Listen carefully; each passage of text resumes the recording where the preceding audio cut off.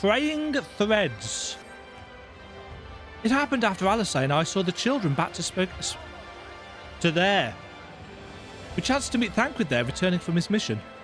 He'd been shadowing Elidibus around the realm, only to lose sight of him near the Crystarium. And he was in the middle of telling us where he'd been when he was just crumpled to the ground. The Chirurgeons are looking after him now, with Alphino standing by, just in case his healing magics are needed. Since I couldn't do anything to help, I thought it best to find you, and the guard at the Exeter told me where to look. I see. It cannot have been easy leaving Thancred's side. My thanks for bearing word to us. Come, let's just hurry to Spagirix. I assume it's a legitimate word. It won't be a made-up one.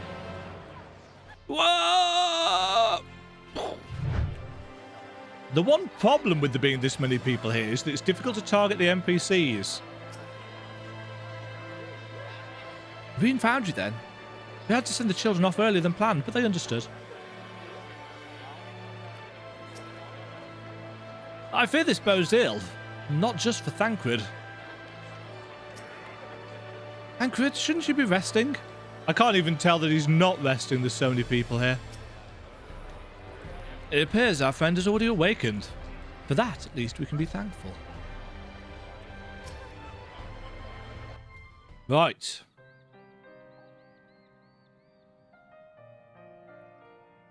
They dragged you here too, did they? My apologies. How do you feel? Embarrassed, but otherwise well enough. I won't be staying overnight.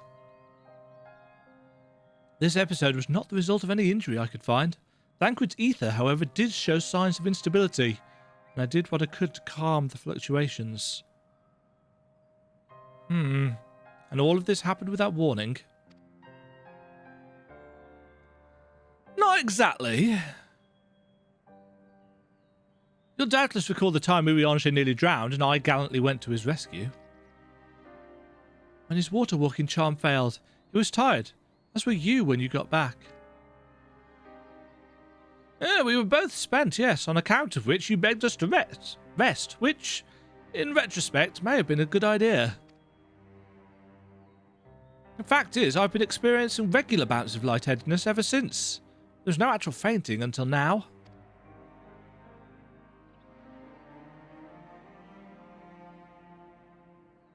As Alphino observed, I've no lingering injuries, and it most assuredly isn't old age, which leaves but one likely cause.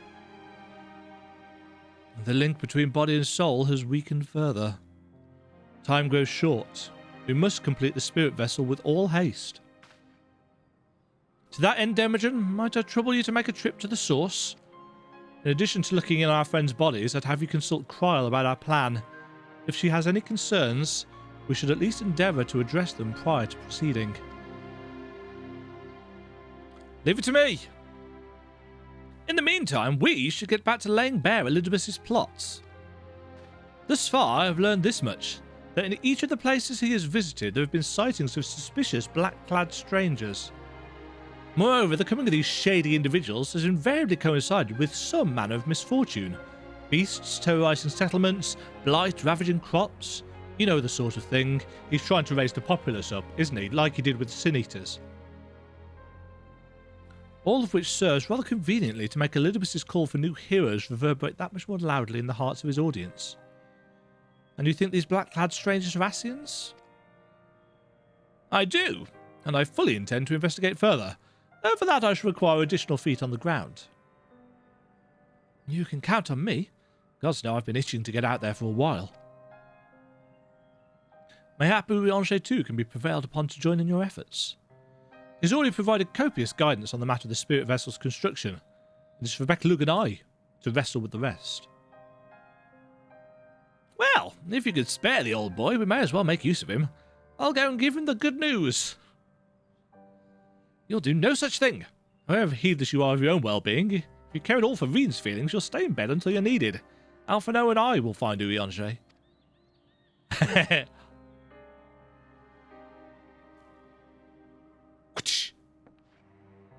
All being well, we will have news to share by the time we return. Safe travels, Demajen.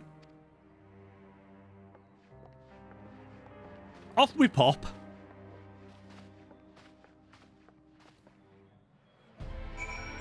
Speak with Tataru! But what does this mean? It means a slight detour from the MSQ. Because...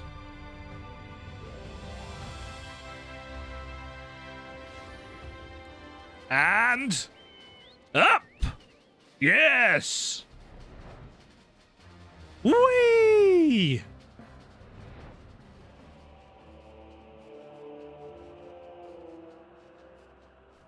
That they've quite cleverly...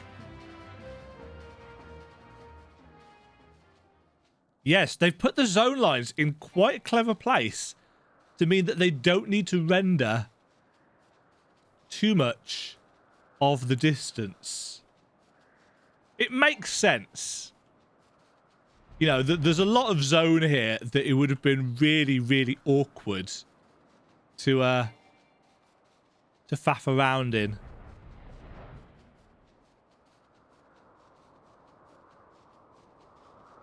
But they have had to render all of this.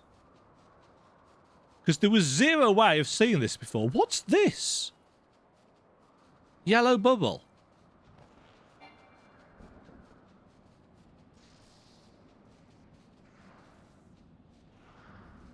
Oh! That's the place with the ogre. Have we ever been able to see what was behind? So that's one of the shards of Dalamud that came down. It's one of the key locking mechanisms. And it looks like there's another one over there.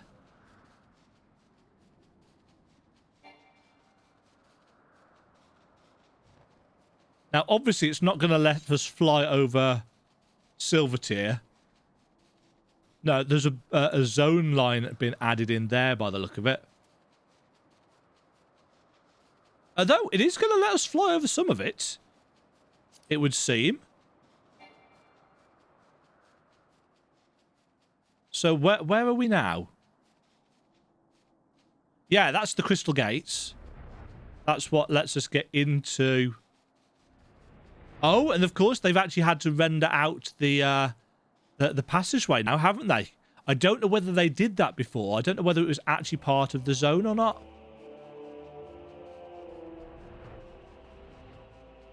But now we can fly over at least a bit of the water. So we can get a proper view of what Mhor Dhona looks like. It looks a lot more impressive than I was expecting.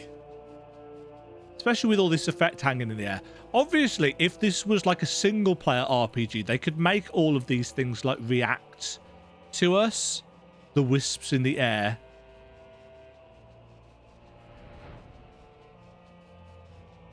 Nevertheless, very cool indeed. Also allows us to get to Wraithfrost nice and easy. It really does allow you to get a kind of a better sense of how the zone is put together, which is interesting because obviously it's a zone that we've been to many a time before. Also, we get to fly over the Imperial camp. And you can see all the way off there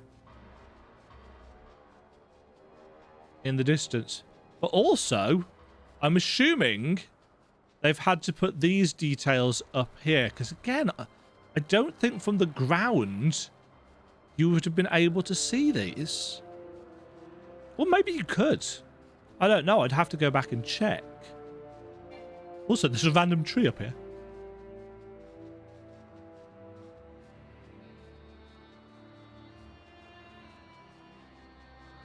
It's going to be really cool to just fly around. There's another bubble over there. To fly around. Oh, actually, is that the one that we've already seen? Probably the one we've already seen. Yeah, it's going to be really cool to get an aerial shot. And look at the size of Revenant's Toll. It would have been really interesting to be able to see what Revenant's Toll in its initial... Yeah, obviously, if you haven't been playing FF14 all that long, you might not even know that during the course of was it the 2.x patches that Revenant's toll grew. It started off very, very small, and all of this stuff that you can see was actually built incrementally, patch by patch.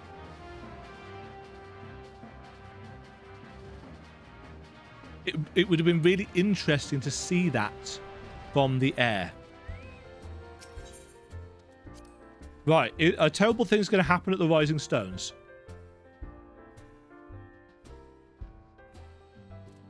It's not the end of the quest, so... Tataroo! Demajen! What excellent, awful timing! Why is it awful timing? You see our friends? They've taken a turn for the worse.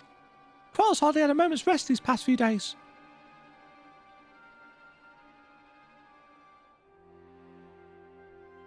She didn't want everyone to worry, so we've been keeping it quiet. Oh, but listen to me. I call myself a receptionist. I haven't even bothered to ask you why you're here. Well, for that reason, as it happens. So, they think the spirit vessel will be ready soon, and they want to make sure there are no problems at this end. You'd better talk to Cryle. Sounds like. She's with the others in Dawn's Respite. Let's go and see her. Just prepare yourself, all right? That doesn't sound good.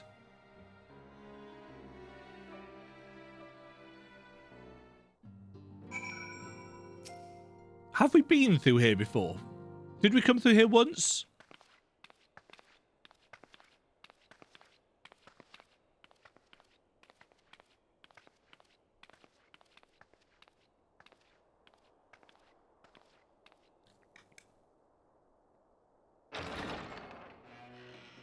Excuse us.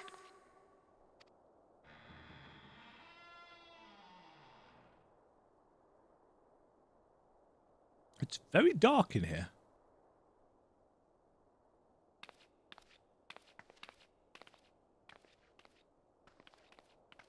This way.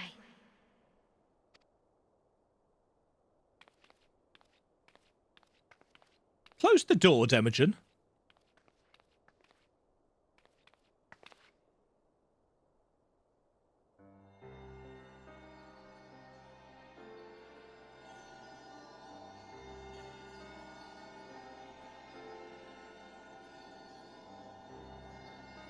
Cryle must be exhausted.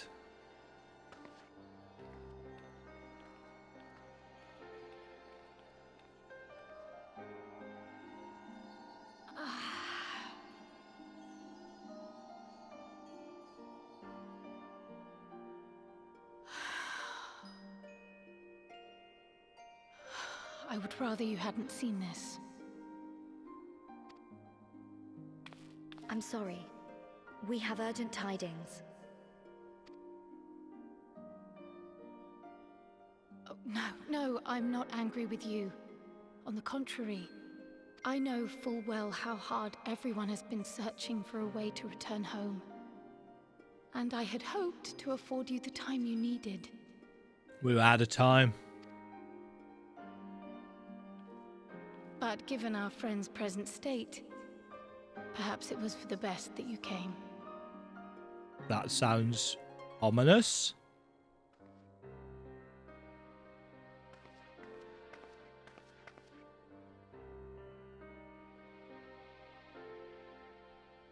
Stiff and cold, all of them. As if they were made of wax. Barely alive at all.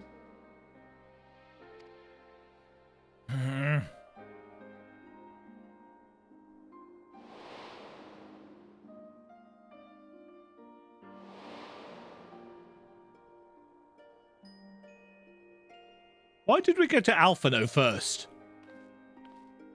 And they had been doing so well. Save for occasional signs of etheric instability, they appeared to be in passable health. But... Then, quite without warning, things took a turn for the worse. A change for which even Master Matoya could offer no explanation. She could only remind me that the soul is yet an unknown frontier, and that much and more lies beyond our ken. True that. But let's not lose heart just yet.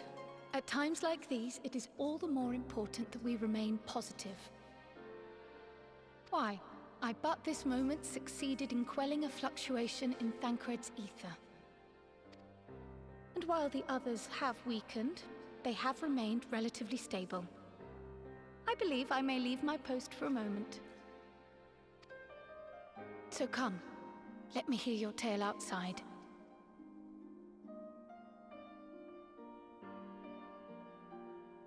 I've just noticed that they've actually got breathing animations in the background. I don't know whether I ever noticed that before.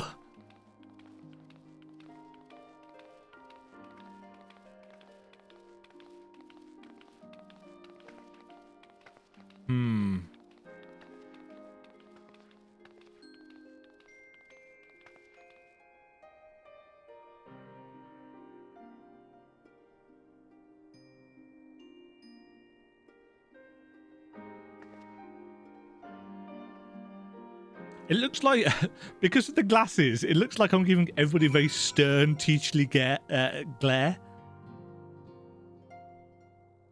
Tatavu! As you probably noticed, we put them in night clothes. I know they're not exactly asleep, but it seemed like the right thing to do. I made them some new clothes for when they wake up, so they'll have to come back, and they will. New clothes from Tataru, eh? What news from the first? I see. Work on the spirit vessel proceeds apace, but our friends begin to falter. As they themselves have observed, the link between body and soul has weakened. It's as simple as that. For now, I'm still able to quell the fluctuations in the ether, but it's only a matter of time. We'll lose them if we don't act soon. So if the Exarch is ready to attempt something, let him attempt it. As for the spirit vessel itself, if we seek to draw upon Allagan wisdom, we could do worse than consult an expert in the field. And I think I know just the man. Time being against us, it may be best if I go and solicit his aid in person, even if it does mean leaving my patients.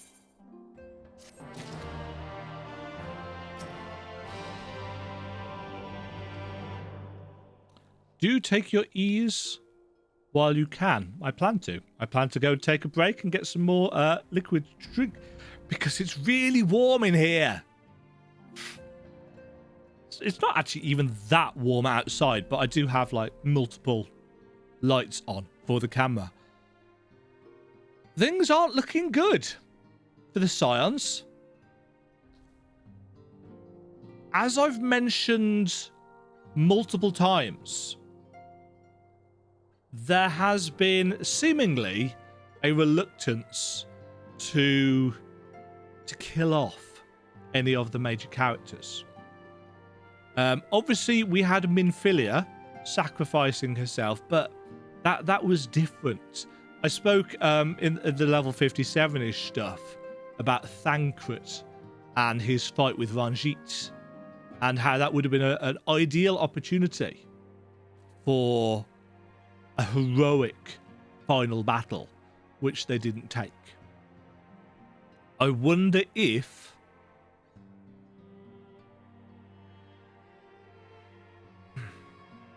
I think the only main character that they are likely to have, that they're likely to sacrifice or kill off, will be the Crystal Exarch. I don't know. Maybe each of the Scions has got a huge fan base, and therefore they feel like they couldn't possibly sacrifice one of them, otherwise there would be massive uproar. I don't know. Tataru obviously can't be killed because she's an immortal demon. Alphino, as much as I loathe him, he has developed as a character. Can't believe I'm saying this. And he often acts as our mouthpiece, so I don't think they can kill him off. Alizé has far too much sass to die. Let's be honest.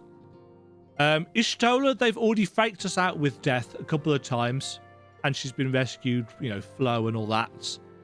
Urianger, they killed Urianger's best friend. I don't think they will kill him off. And Thancred, as I said, I spoke about the crying wolf nature of Thancred and his potential deaths. So yeah, this would be a good opportunity to insert some more tragedy, because Shadowbringers started with a lot of tragedy. We had the stuff with Tesleen and Alric. We had various mini tragedies along the way. Everything that went on in Yulmore, the meal situation.